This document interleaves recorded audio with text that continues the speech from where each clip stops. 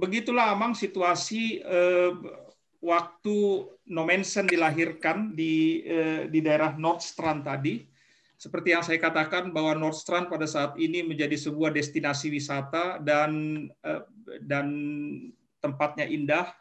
Namun kalau kita bisa saksikan lagi bahwa inilah sekarang bekas rumah daripada I.L. Nommensen. Di sini tertulis Hier stand einst das Geburtshaus von Ingwer Ludwig Nommensen, Missionar der Batak, Sumatera.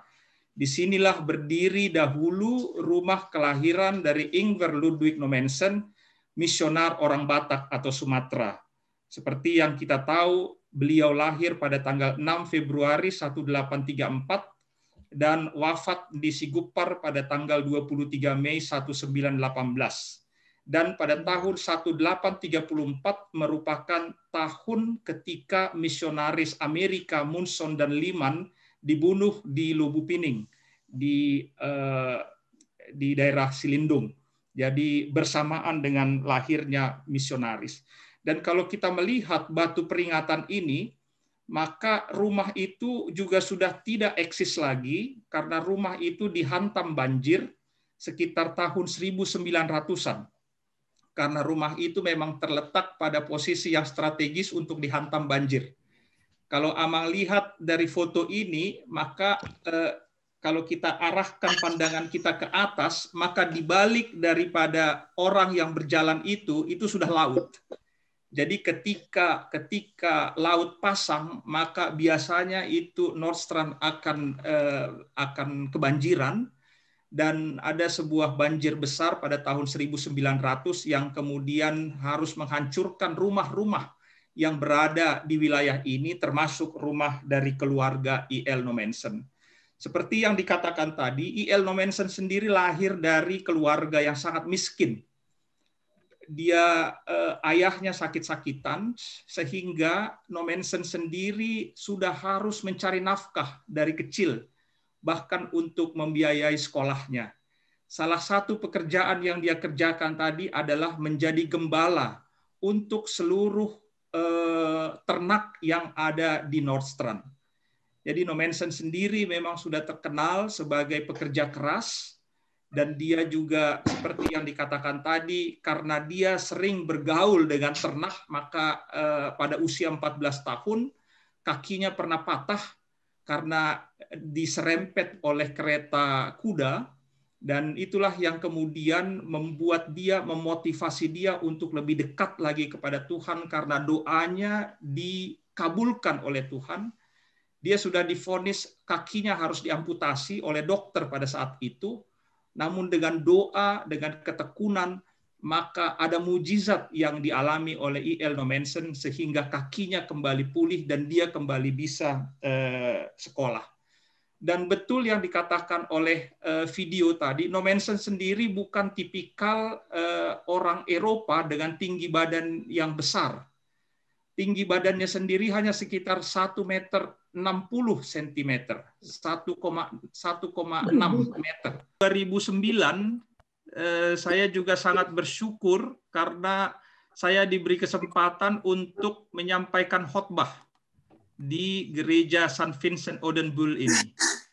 Dan terus terang ini merupakan sebuah pengalaman yang betul-betul menggetarkan hati saya karena seorang boleh kita bilang HKBP sebagai buah manis daripada penginjilan I.L. Nommensen kemudian diizinkan oleh Tuhan boleh menyampaikan firman Tuhan di mimbar ini, ya, di tempat di mana Opui pernah dibaptiskan dan memperoleh peneguhan sidi.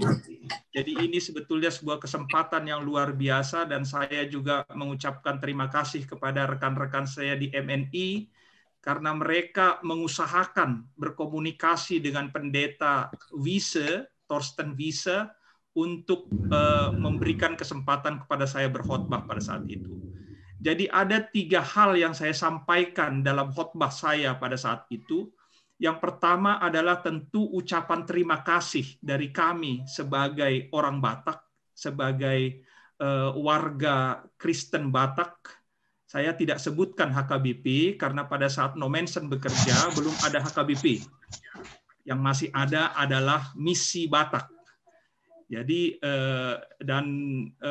oleh karena itu saya dalam khotbah itu saya mengucapkan terima kasih sebesar-besarnya karena masyarakat Batak terberkati atas pekerjaan dari seorang anak desa Nordstrand yang kemudian kami jadikan sebagai apostel der Batak, apostel orang Batak, rasul orang Batak. Jadi kita tidak bisa melupakan jasa-jasa besar daripada Ingwer Ludwig Nommensen yang datang untuk menginjili, untuk membawakan kabar sukacita, kabar kemajuan, kabar pendidikan, kesehatan kepada nenek moyang kita.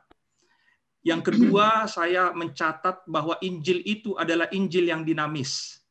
Kenapa saya katakan dinamis? Karena Jerman yang pada saat itu, pada dulu mengirimkan para misionaris menjadi pusat kekristenan, namun sekarang kita bisa melihat menyusutnya jumlah orang Kristen di Eropa atau di Jerman. Sementara daerah-daerah yang dahulu diinjili oleh Jerman, di Asia dan Afrika, kita mengalami kenaikan jumlah jemaat secara pesat. Jadi kekristenan justru sangat tumbuh pesat di wilayah-wilayah non-Eropa. Jadi kita bisa melihat sekarang betullah apa yang dikatakan oleh Alkitab itu, yang dahulu menjadi kemudian, yang kemudian menjadi di depan. Jadi kita bisa melihat bagaimana dinamisnya Injil itu. Dan yang ketiga tentu adalah kesejajaran, kesetaraan. Bahwa pada saat ini kita adalah anak-anak Tuhan. Tidak ada lagi perbedaan antara orang Eropa, orang Asia, atau orang Afrika. Artinya kita semua adalah sama di hadapan Tuhan. Dan kalau kita bisa lihat di sini, Eropa justru sekarang membutuhkan pendeta-pendeta, para pekabar Injil, para misionaris dari Indonesia, dari Asia dan Afrika. Karena saya justru melihat bahwa Eropa pada saat ini berada dalam situasi krisis iman, krisis kekristenan. Karenanya Eropa justru yang sekarang harus diinjili oleh orang-orang yang dahulu pernah diinjili oleh para misionaris dari Eropa. Itu adalah 3 hal, Amang, yang saya sampaikan di dalam khotbah saya pada saat itu. Dan saya pikir seluruh jemaat setuju pada saat itu dengan isi khotbah saya. Dan karenanya ini juga yang kemudian akan memperkuat motivasi kita untuk melihat betapa pentingnya Injil itu disampaikan juga kepada anak-anak kita, karena jika itu tidak kita lakukan, maka kita pun juga kemungkinan bisa sama seperti kondisi kekristenan di Eropa. Dan di gereja St. Vincent di Odenbull ini ada didirikan mereka batu peringatan. Batu peringatan mengenai I.L. Nommensen. Jadi kita lihat di sini Ingwer Ludwig Nommensen 1834 sampai 1918, misionar der Batak Nordstrand Sumatera, misionar orang Batak Nordstrand ke Sumatera. Terletak di belakang gereja daripada St. Vincent Odenbull ini. Kami ke sana sekitar tahun 2013. Dan saya dengar beberapa tahun belakangan juga sudah begitu banyak perubahan, termasuk yang kalau saya tidak salah bahkan batu peringatan tempat kediaman Nommensen dulu pun sudah dipindah. Kalau tidak salah ingat, tapi nanti bisa teman-teman dari Hamburg menceritakan apa betul informasinya seperti itu. Jadi saya cuma mau menjelaskan inilah batu peringatan itu. Ini orang tua saya, mertua saya yang pada saat itu kami diizinkan Tuhan boleh mengunjungi Nordstrand. Dan ini adalah foto bersama pendeta Torsten Wiese. Kalau kita lihat di situ, pendeta Torsten Wiese itu bersama dengan kawan-kawan dari masyarakat Nauli Indonesia di Hamburg setelah ibadah. Jadi batu ini juga masih di situ. Kami berpose bersama dengan teman-teman di sana. Ya, hubungan gereja Nordstrand dengan HKBP lah saya bilang ya, itu sangat akrab bisa kita bilang. Pada tahun 2000 ada delegasi daripada gereja St. Vincent Odenbull Nordstrand itu membawa alat musik tiup ke HKBP dan kemudian memberikan alat musik itu untuk dipergunakan oleh jemaat-jemaat di HKBP. Hubungan itu terus terjalin hingga saat ini, dan kalau kita mengunjungi Gemeindehaus atau rumah atau apa kita bilang ya sekarang gedung pertemuan gereja, maka di situ kita akan melihat begitu banyak ornamen dan begitu banyak dekorasi-dekorasi Batak di dalamnya. Jadi ini istri saya ini yang berfoto ini. Jadi kita bisa melihat ada ornamen rumah Batak di situ, ya.